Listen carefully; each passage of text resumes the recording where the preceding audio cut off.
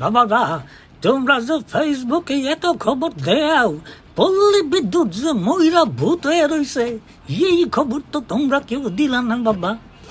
Metre কিনি আমি, মাসে চার্জ দেই আমি, বিল দেই আমি তো এই কারণ পাই না কে? এটা কোন বিচার বাবারা?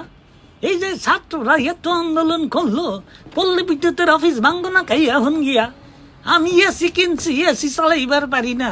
আইপিএস কিনছি, এখন আইপিএসও চার্জ হইবার পারে না কারেন্টের যন্ত্রণায়। এই দেশে কি আমি থাকবো নাকি ইন্ডিয়া যাব? এখন যে আমি ইন্ডিয়া যাব সেই সুযোগও তো নাই। কিসের আদানি না পাদানি কোম্পানি $8,000 মিলিয়ন চাইতেছে বাংলাদেশের কাছে, বিদ্যুৎ এখনো দেয় নাই, টাকা চাইয়া বৈশা রয়েছে। এখন আমি কি করবো কও তো বাবা? না পাই গোসল করে শান্তি, না পাই হইয়া শান্তি, না পাই খাইয়া শান্তি, কোনো বেলায় কারেন্ট তাহে না। আমার মতো একটা মানুষ বাথরুমে ঢুকলে আর ঠিক মতো বাইর হইবার পারি না, কই টিস্যু কই পানি সব মাহাজ হয়ে যায়। এমনি কি বাঁচা যায় কও বাবা?